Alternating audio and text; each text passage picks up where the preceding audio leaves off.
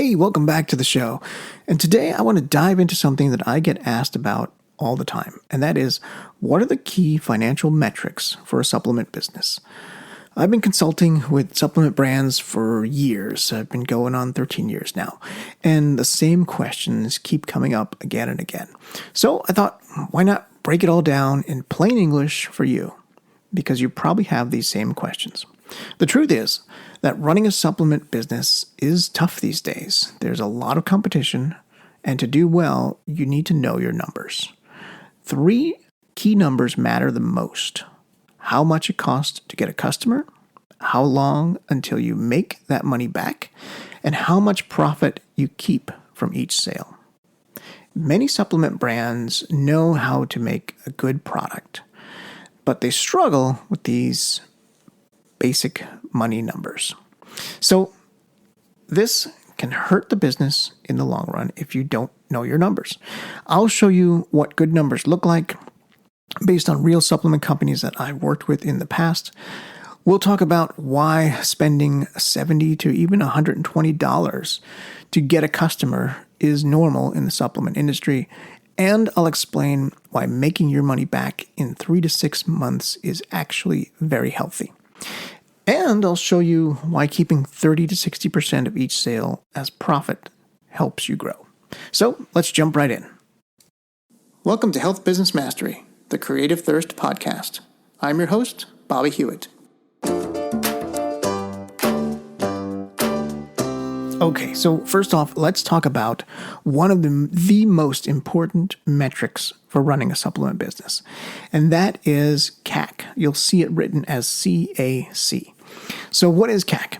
CAC stands for Customer Acquisition Cost, CAC.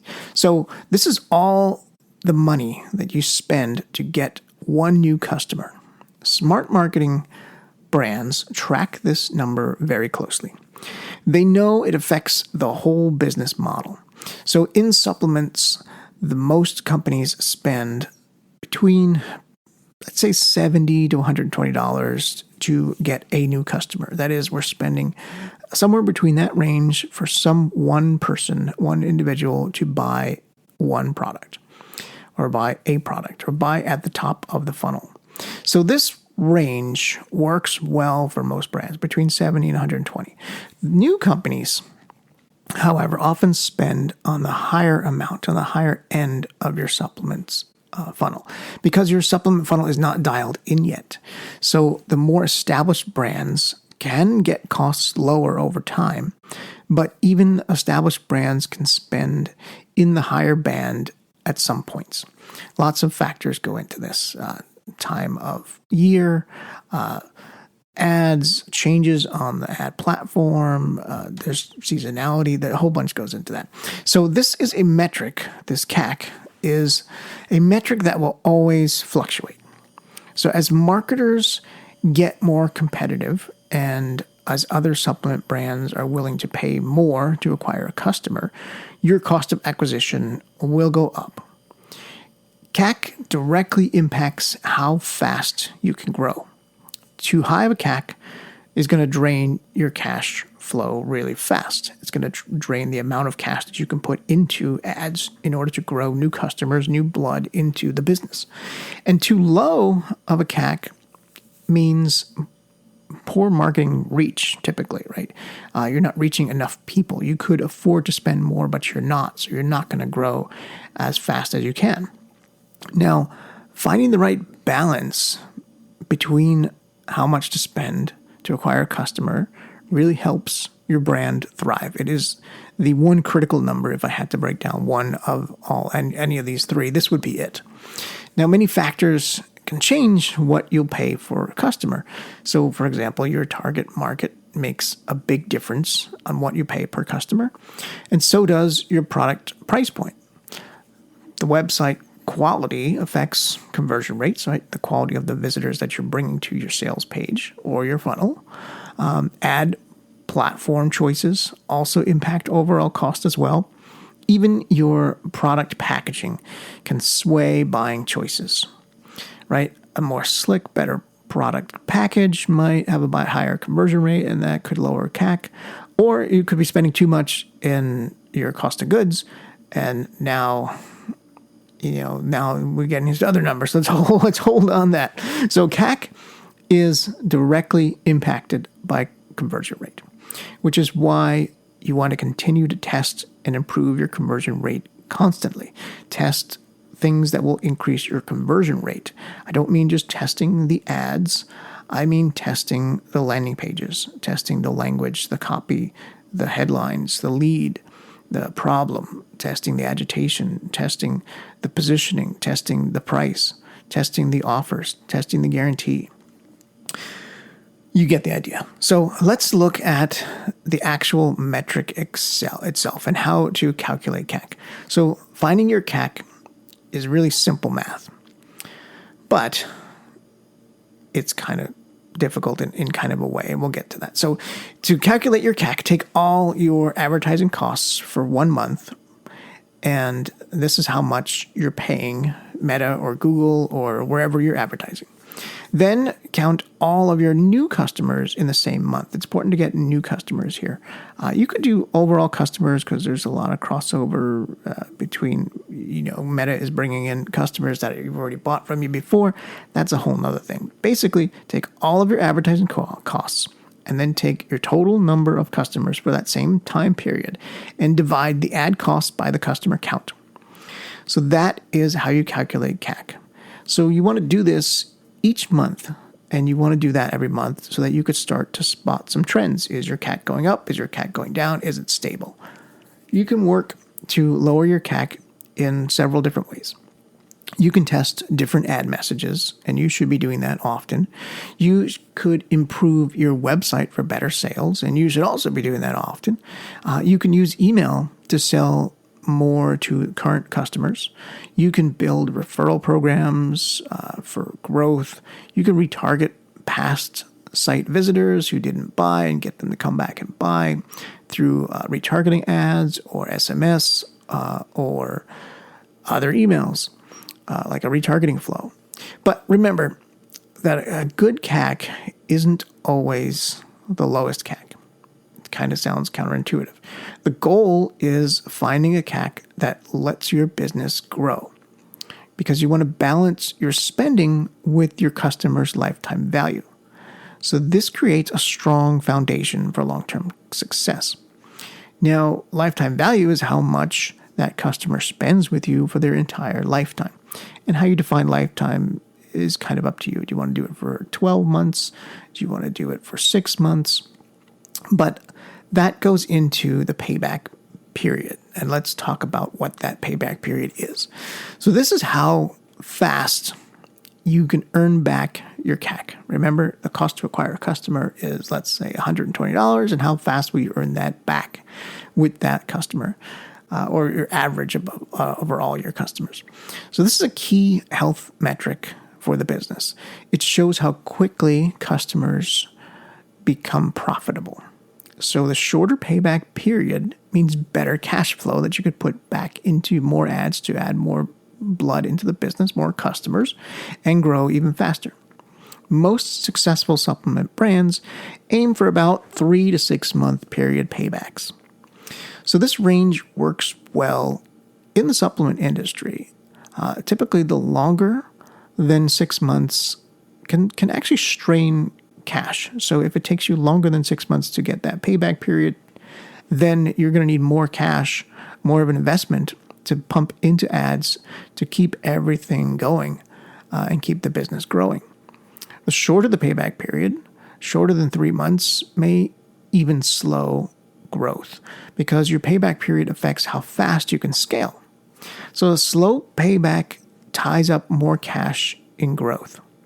A fast payback frees cash for more marketing. This creates a growth cycle for your business. You can find your payback period with a few simple steps. Again, all of this is simple math. It's just difficult to get the numbers. So how do you do that? How do you find your payback period? Well, you take your CAC, as I just explained, you take that value, then you find your profit per order. And then you divide your CAC by your profit per order. And this equals orders that needed for payback. Like this is the total orders you need in order to get payback, that payback period. And then multiply that by the average time between the orders. So many factors can change your payback period. Your pricing strategy makes a big impact, and so does your product's reorder rate. If they're reordering the product every month like on subscription, or are they buying 3 bottles at once and then reordering 5 months from now? Higher margins speed up your payback time. So margin is key for the payback time, which goes back to having low cost of goods.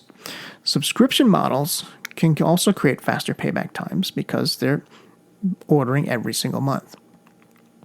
Now, you can work to shorten your payback period, and upsells on the very first purchase can create a strong initial average order value, which helps to offset that payback period because now you have a higher ticket when someone buys. You can also create a strong email follow-up sequence. You can offer small discounts for larger orders. You can make reordering super easy with subscriptions and follow up to people that are not subscribed through email and SMS to get them to subscribe. You can even focus on the products, right? Products that really need repeat purchase needs. Now, the most of supplements do, but some of them are solving a problem, and then the problem is done, and you don't need that solved anymore, or it doesn't come back again for several months later, right? It's not an acute problem. So most supplements, you do have it built into the product. That's why I niche down to supplements. Now, each supplement business has its own ideal payback period. There's not one for all supplements. Your cash position really affects what you can handle. So very unique products may allow for a longer payback. Mass market supplements need faster paybacks, typically because you have a lower cost of goods. A higher cost of goods. You have a lower profit margin on them. The more unique the product, typically the higher the profit margin, and the higher the cost, the higher that you are getting, the higher you're charging for the supplement, the higher the price. So let's move on to the second number or metric you should know and follow. So that is contribution margin. So this shows how much money is left over. So it's what remains after all the variable costs. This amount helps cover all the fixed costs. So it also contributes to your profit. Now, finding your contribution margin really also uses basic math. Take your total sales in, let's say, a 30-day period, and then subtract that from all the variable costs of that same time frame, right? So variable costs include the costs for the product. How much does the one bottle cost? And the shipping costs and the transaction fees that you're paying the credit card company to process that order. Take out any shipping and packing or picking and packing fees from your 3PL, the people that are actually packing it up and shipping it out. And that's how you get your contribution margin. The result of that is your contribution margin. Total sales minus total variable costs. So most brands look at contribution margin as a percentage. So take your contribution margin in dollars and you want to divide that by your total sales, again, for that same time period. So multiply it by 100. And now you can have your percentage. So it's contribution margin in dollars, which you just figured out by taking all of your total sales and subtracting your variable costs and dividing that number by your total sales and then multiplying that by 100 to get a percentage value. So in the supplement industry, margins really vary quite widely depending on if you're drop shipping, depending on if you have your own custom formulation, depending on if you are able to afford to spend a lot more money to get a larger MOQ, minimum order quantity, and have a bunch more bottles just sitting there. You can get a lower cost of good. But most successful brands have margins between, I'd say, 50 to 70%. The sweet spot is often near that 60%. Now, don't feel bad if you're below 60%. That's okay. You can still make this business work. You just have to look at the math. So let's say you're not at 60 or 70%. Let's say you're closer to 50. Let's use like 56%. So let's break down what the math looks like at a 63% margin. What does that mean? So for every $100 in sales, $56 remain. So this money really pays for the staff. It covers your rent if you have it. It funds your growth, right? Everything comes from that number that's left over. So let's look at this a little bit in more detail, right? Let's look at this further. So let's say your sales were $2,400, $2,400 in 30 days, right? And the variable cost for that totals to, let's say, $1,000, a little over $1,000. So now what you have left, let's say it's $1,300. And that $1,300 is your contribution margin, right? You take your sales minus your variable costs. Now you want to divide that $1,300 by the number of sales in that same time period. Let's say we're using 30 days for all these numbers. And that gives us 56%. That means you're keeping 56 cents for every dollar that you make. So several costs affect your contribution margin. Product costs matter the most. The cost of goods, like we said earlier, packaging adds up fast, which is why you rarely see a supplement come in a box. If you're using glass versus plastic, that can increase your cost of goods. And shipping rates, they all affect the bottom line. So why do you want to keep a close eye on margins right after you've kept a close eye on CAC is because your margin shows if your model is going to work or not. So margins below 30% really have trouble scaling. Margins above 60% may mean your prices are high, which is okay if your conversion rate is high or decent, right? Because you have to have that lifeblood of flow of sales into the company. And so if you have a 56% margin, there's room for growth. You can absorb some of the cost increases by increasing the number of bottles you order. So that's a big cash injection. You can increase the price and do some test pricing to see if you can raise your gross margin. Your contribution margin kind of guides these important choices. It shows how much you can actually spend, and it helps set the price that your product should be. Because if you're funding your supplement company just with cash flow, it's very, very different and difficult. And that will limit how much and how fast you can grow this business. And your contribution margin also reveals which products work best. So you could have a larger contribution margin for supplement A and a lower contribution margin for supplement B in your line of supplements. And that is basically just telling you, oh, you need to focus more on selling supplement A and not supplement B. So it indicates where and when to make some changes. Now, here's where it gets interesting. Some supplement brands lose money on the first sale, and they make it up on the back end with purchases later. So this approach can work, and it can work very well, but it depends on your customer loyalty. It depends on how often there are repeat purchasers. Now, front end, let's kind of break down a little bit. If you're listening to this podcast for any length of time, you probably already know. But front end means the first sale to a customer. The sale often costs more to get this sale than any other sale. And your CAC applies to this sale, like we talked about at the top of the show. Many brands break even right here. Many don't. Many go in the hole on this first sale. And they make it up on the back end. And the back end means all the sales after the very first one. These sales cost less to get. So you've already paid the CAC for that customer, and then they reorder and they rebill, and then they become more profitable. You're making up that difference. Now, that's where LTV comes in, lifetime value. Some people talk about it as CLTV, or customer lifetime value. I like to talk about it as LTV. So lifetime value of a customer, it adds up from all the sales from that one customer. So a high LTV makes a high CAC okay. It makes it acceptable. The lower the LTV, well, now you're going to be struggling for cash flow and you got to get your CAC down. So you can stomach a higher CAC if your LTV is high.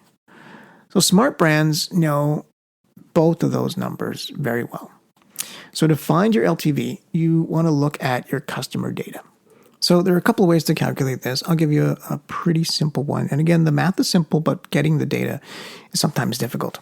So to get the customer lifetime value, you want to take your average order value and you want to multiply that by the purchase frequency. This is how often a customer makes a purchase within a given time period, right? So if your LTV, you have to define this first. If your LTV is 6 months, then how often do they make a purchase in 6 months? Are they purchasing 6 times? Are they purchasing 8 times? Are they purchasing 2 times? And then you want to multiply that by that customer lifespan, that the definition of lifetime that we talked about, right? Is it if it's 6 months, if it's 12 months, you want to do it there. So let me rephrase that and summarize it because that was a lot to digest. You want to calculate your LTV, you want to take your average order value multiplied by your purchase frequency and then multiply that by your customer lifespan. So you as a supplement brand should be watching your LTV to CAC ratio. And a good ratio is about 3 to 1. That means for $3 in profit for every $1 spent. So you spend $1, you're making $3. Some brands aim for higher. Some brands aim for 4 to 1. You may be lower. You may be 1 to 1, or you may be 0 to 1. Like I said, you may go negative in order to make it up on the back end. You can boost your back end sales in many ways, right? You can create email follow-up secret series. You can offer special deals to past buyers. You can add related products, other supplements. You can do a loyalty program. You can make reordering super simple. And all of those things tie in, like I said earlier, would tie into the payback period and the amount of orders that they make, which ties back to LTV. So let's talk a little bit about losing money on that front end. Sometimes losing money up front makes sense. Now, your back end has to be strong in order to do this. Your reorder rate must be pretty high in order to do this as well. And your margins must support this model as well, right? So your cash flow must be able to handle the weight when you're doing this. And that is the weight of waiting for the money, right? So if you don't have some amount of money on the side that you're reinvesting back into the business in addition to the cash flow from the business, you may not be able to afford to go negative on that front end.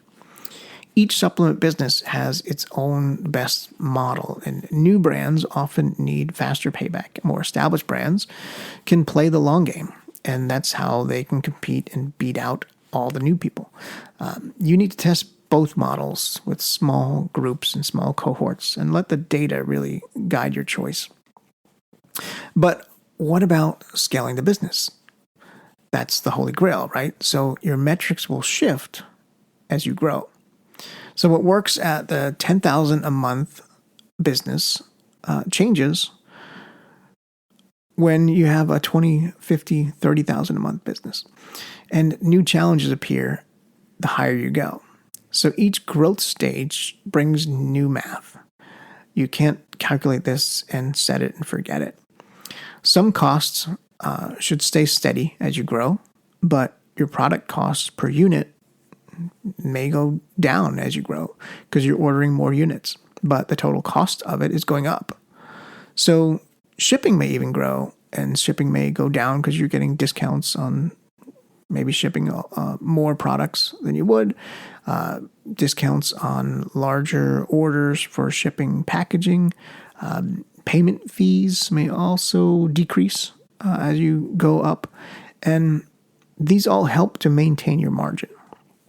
Now, you want to watch for signs that when scaling starts to hurt margins, because suppliers may raise their prices, quality control costs more, customer service needs to grow, returns might increase, and all of these address issues and could raise costs pretty fast. Now, your fixed costs work differently when you're scaling up. So your rent stays the same, your warehouse fee, all of that. Once employees become beyond a certain point, right? Now you're adding more headcount. Software costs jump between different tiers as you grow your email lists and as you grow your platform, your system. You may switch from a regular Shopify account to a Shopify Plus account. And you have to plan for these at each step as you grow, at each step of growth. So adding more fixed cost requires pretty careful timing. If you wait too long, growth suffers. But you move too soon and then cash drains. So the right time really is shown in the data. Look for consistent sales growth first. And scaling also creates cash flow challenges. Many inventory is tied up in money as you scale. Marketing needs increase as you scale, and the payback periods tend to get a little bit longer. So a stronger margin helps weather that phase. And you can build up to a bigger margin as you grow. Now, if you focus on profit per order during growth, this number should stay steady. And if it drops, find out why, right? So small changes are now making big problems later on at this level of growth. Okay, so what are some warning signs? Well, margins below 30%, that's one. A CAC that keeps rising, that spells trouble coming down the way. Payback periods that stretch also signal a problem. Customer complaints about anything can indicate things are starting to crack. So be ready to adjust your approach. Be ready to price test. Be ready to test with smaller groups and try new marketing channels. So cut poor performing products out. Don't be afraid to remove products from your line. And higher margin items are always better than lower margin items. So don't be afraid to add new products to your line that have a better margin. You want to optimize your supply chain at every stage of growth. All right. So that was pretty heavy. Let's wrap up with some action steps.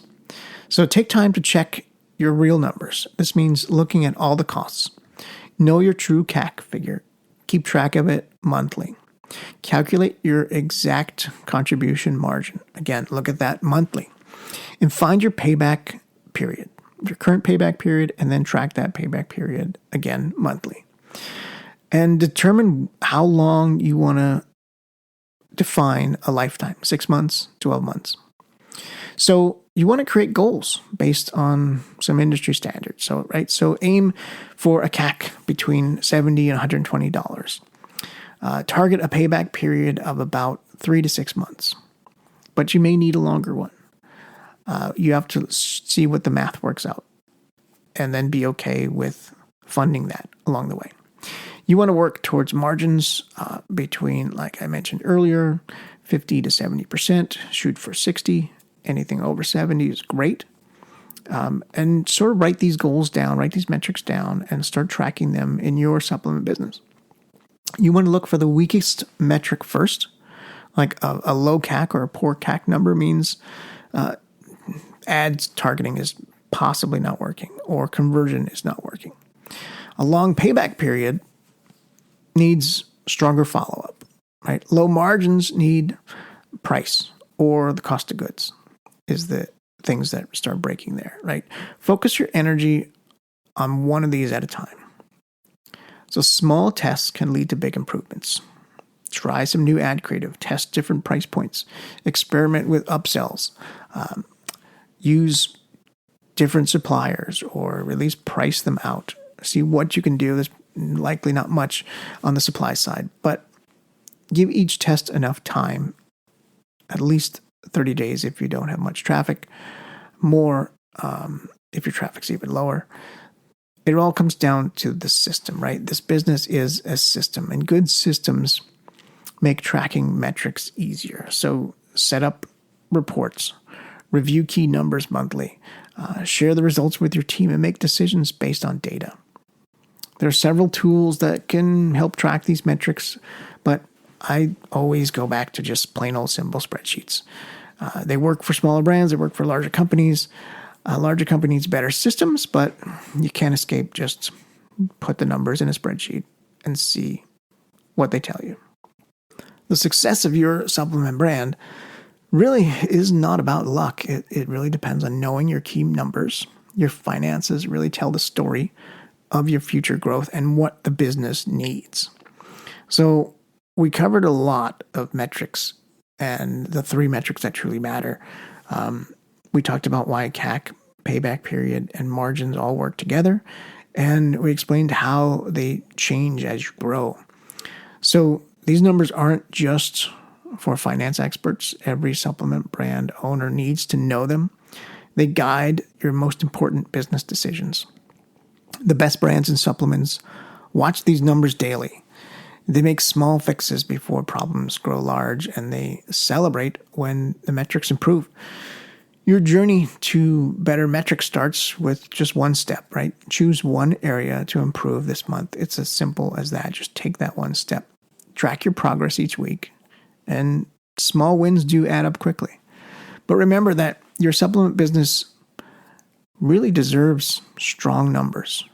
Your products may be amazing, but without good numbers, they won't reach enough people. They won't help enough people improve their health. So now it's time to put all this knowledge to work. You may want to listen to this twice. You may want to take notes, because your supplement business can thrive with the right approach, and better metrics mean better results for everyone. So that's all for today's episode. Be sure to subscribe for more content like this. And if you found this helpful, please share it with other supplement brand owners. Until next time, know your numbers. Creative Thirst is a direct response digital agency. We work with dietary supplement companies who are struggling to maximize the profitability of their funnels so they can scale. We've optimized many dietary supplement businesses. And in that time, we've uncovered the 3 critical funnels for success. You can get that free report by going to creativethirst.com. Scroll down to the appropriate section and click on the blue Get Your ebook button.